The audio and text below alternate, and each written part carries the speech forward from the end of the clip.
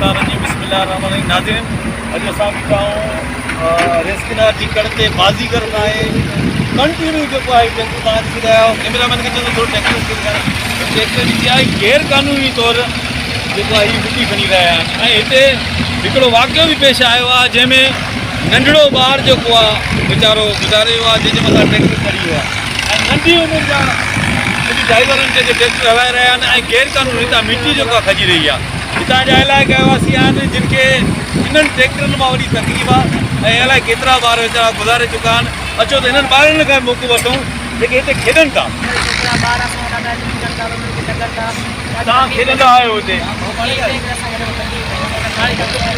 अच्छा, हे गुज़ारियो आहे जेको न गुरु आहे।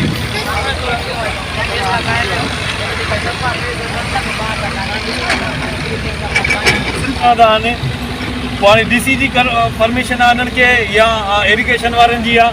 तव्हां छा चवंदो हिन जे बारे में? तव्हांखे हिननि खां ट्रैक्टरनि खां तकलीफ़ न आहे? असांखे वॾी तकलीफ़ आहे ट्रैक्टर ॿारनि था लहनि था किरनि था अचनि ॿार ट्रैक्टर स्पीड में था अचनि, एक्सीडेंट था अचनि, ॿार खलाई पूरो गुज़ारे। अच्छा, उहो केरु हो? तव्हां हिननि खे FIR वग़ैरह कटराई या न कटराई आहे?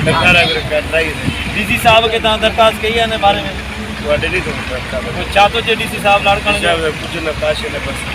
अच्छा, हिननि जेको ठेकेदार तव्हांखे नज़र आयो आहे जेको ही परमिशन कराया आहिनि या बिना गैर क़ानूनी शहर में जेको आहे माना ट्रैफिक जो निज़ाम धरम थिए थो। मासूम ॿारनि जो जानियूं ज़ाया कनि था पिया। माना को तदार कोन्हे हिननि खे जेको आहे सम्झ में इहा ॻाल्हि कोन्हे त जेको आहे कंहिंजी पुठि भराई आहे। असां SSB खे अर्ज़ु था कयूं, अपील था कयूं त हिन खे एक्शन कयो वञे, एक्शन कयो वञे, ईअं नाइंसाफ़ी बंदि कयो वञे। अच्छा, हीउ जेको वाक़ियो थियो कल्ह तव्हांजो, त हिन साल जो पहिरियों छॾियो असां जेसिताईं ॿुधो आहे त जीअं साल में वारी जो सीज़न शुरू थींदो आहे त उन में तक़रीबन 10 खां 15 खां 20 माण्हू जेके आहिनि ट्रैक्टरनि जी लपेट में अची वेंदा आहिनि, जेके आहिनि मरी वेंदा आहिनि। त हीउ पहिरियों वाक़ियो तव्हांजो शुरू थियो आहे, त तव्हां हाणे चाहींदव त हीउ बंदि कयो वञे कमु? साईं, अहिड़ा काफ़ी वाक़िया आहिनि जेके मीडिया जे मसइले कोन पहुता आहिनि। कल्ह असांजा काफ़ी जेको आहे दोस्त न्यूज़ वारा बि आया हुया, KTN वारा बि आया ऐं ॿिया बि जेके असांजा दोस्त काफ़ी आया जेके लाइव मनाज़िर ॾिसी विया आहिनि। जेको आहे सो जाइ वारदात ॾिसी विया आहिनि त कीअं जेको आहे सो माना मासूम खे कुचलियो वियो आहे। जेको आहे सो असांखे केतिरा लाश मिलंदा हर हर वक़्तु, असांखे कीअं लाश मिलंदा असांखे मासूमनि जा। माना SSB लापरवाह आहे, असांजो DC जेको आहे न को एक्शन ई कोन थो खणे।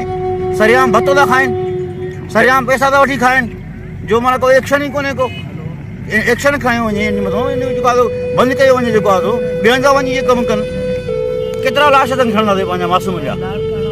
जी नाज़रीन, अमां ॾिसी रहिया आहियो हिननि मासूम ॿारनि जी ज़िंदगी आहे जेकी हिननि ट्रैक्टरनि जे करे ख़तमु थी थी वञे ऐं मुख़्तलिफ़ वाक़िया पेश था अचनि।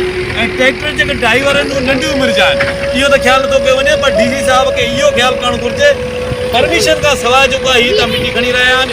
ठेकेदार जी ख़बर न आहे, को मौक़ो ॾियण लाइ तयारु आहे। हिननि नंढड़नि मासूमनि जी डिमांड आहे त महिरबानी करे इहो जेके गैर क़ानूनी मिटी खई थी वञे इहा बंदि कई वञे।